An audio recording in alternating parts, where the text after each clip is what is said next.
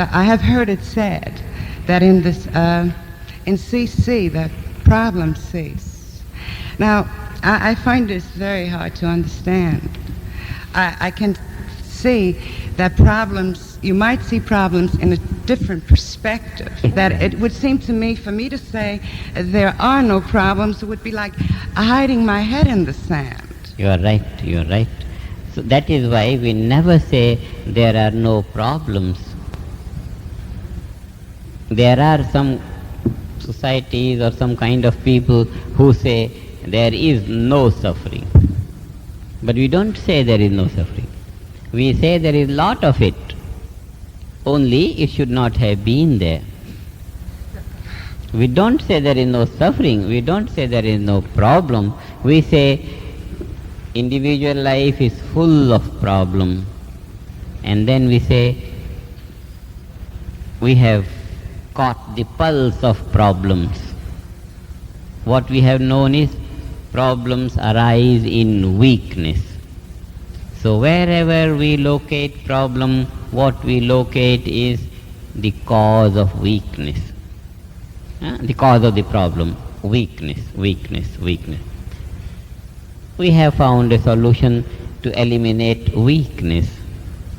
We take our awareness to that unboundedness and weakness goes away. We develop fuller potentiality of the mind and we come out of weakness, and therefore we come out of the field of problems. So we have a way of finding a state of no problem. We have a way of finding a state of no problem. But we don't say we have no problem. We know. It will be wrong to run away from the realities. It will be good to find the reality within the obvious reality. The surface reality is problem. Deeper reality, solution.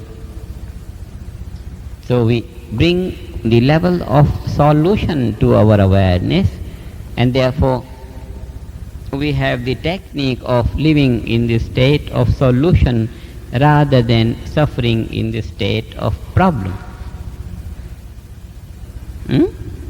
We never say there are no problems. We say there are ample enough, and that is why we are teaching a technique to come out of problem. If we were to hold there are no problems, then we say no one needs transcendental meditation, because there are no problems. But we are teaching something. We want them to understand and practice something whereby they will be strong and don't have to face problems. We want a state of life, a state of society where problems don't exist. We want to create that state. We just don't want to brush off the reality and say, no, there is no problem. We don't say that. Can't you say then that problems are an opportunity to evolve? No, problems have been the dragging influence on our opportunity to evolve fast. But when a Problems have been dragging us down, and we were not evolving fast enough, and therefore now we can remove those dragging influences, remove those obstacles and evolve freely. We don't want to accept problems in an adoration. We Yes. know it's a nuisance. We accept the problems. It doesn't mean that we want them so much that we give them a better meaning, that they are great and glorious. They come to us as an opportunity to evolve. That we don't say. We just say that they are problems which we don't want. Acceptance of the problems does not mean that we are fond of them. and we want to look at them as something bright. We want to look at them as they are, obstacles to progress, and we don't want them. How to not want them? Not just by making a mood that they are no more there, but actually taking a stick and driving them out. And when they have gone away and no more chance to come, then we can take a deep, cool breath and say, thank you very much. But not greet them with the idea that, oh, you are very well and thank you very much, you have been a cause for me to evolve and all that is not necessary. We won't be innocent in that case. We would be posing something which we don't mean actually. Don't have to take them as something sweet either. Also, as far as suffering goes, I wanted to ask, can a man rise above suffering if he's in a high enough state of consciousness? This area of suffering, this question of suffering, we must equate it with a situation of a businessman. A man who is gaining money and feeling happy and losing money and feeling sorry, and on that ordinary level of business. This is just the logic that he will put for a very, very successful multi-millionaire or billionaire.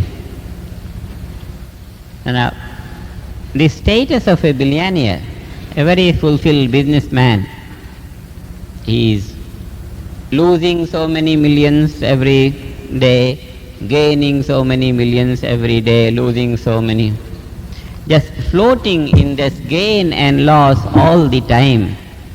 He becomes so fulfilled because he is capable of handling the whole thing without being influenced. It's the constant handling of wealth on that level that makes him easy about it. An ordinary businessman, when he hears, oh, that wealthy man has lost 10 millions today, his heart may shrink and then he is imagining in his mind, oh, he must not be eating today, he must be foregoing lunch because he will be so anxious and full of worries, and 10 million he has lost. And that man's is a daily feature, it doesn't touch him. But this man from his level is so anxious about that situation. He must be suffering, he must be suffering. Whereas that man, he may not even know that he has lost 10 millions.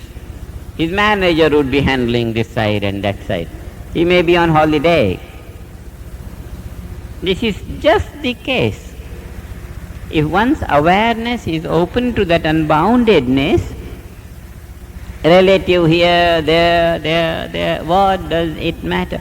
Some other man from his level of affairs looks upon that as a big, huge thing. But from his level, it doesn't mean anything. This is just the case between ordinary waking, dreaming, sleeping state of life and CC or GC or UC. What does it matter? Doesn't matter this way. What does it matter? Now let us examine our case as meditators. If we remember how worried we used to feel before we started to meditate, every little bit of a thing would influence our mind, every little. And then not only the happening will influence us, but we were capable of enlarging upon the happening and enlarging upon the consequences and dumping ourselves in some corner of great negativity out of that. Whereas others concerned with that problem may not think of all those far-fetched possibilities, but we used to make them up, and we were very capable of making a mountain of a particle, and without reason whatsoever.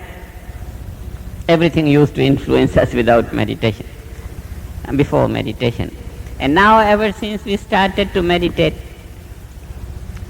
this general state of less worries, we should say less worries. We can't say we are all free from worries, but then not worried so much. And our ability to make a mountain of a particle has become less. This means we are less capable of making ourselves negative. Naturally, we are more positive, we are more full, and that is the reason why we don't experience so much of worries. And just this difference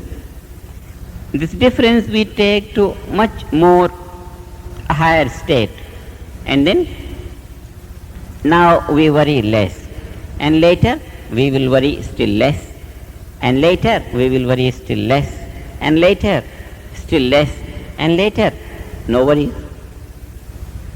Not that instances will stop to happen, but then with all the happenings, worries will be nil.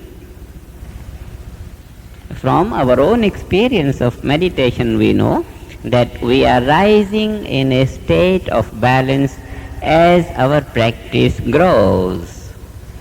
And balance is increasing because all the time we are opening our awareness to that unboundedness. Off and on and over again, we are placing ourselves in that unboundedness, placing ourselves back into the limitations of individual life and back to that unlimited state of cosmic awareness and back to individual awareness. This state alternating, it keeps going back and forth all the time. The balance between this cosmic and individual starts to be greater and greater and greater. So, if we have experienced 30% of this truth, 40% of this truth, 60% of this truth, then as time will grow, we will experience more and more of the truth in the same line. Till we feel fulfilled, everything we will participate, rejoice, only negativity will not be excited in us. You see? From our experience of meditation, we are able to comprehend further states of development towards greater balance.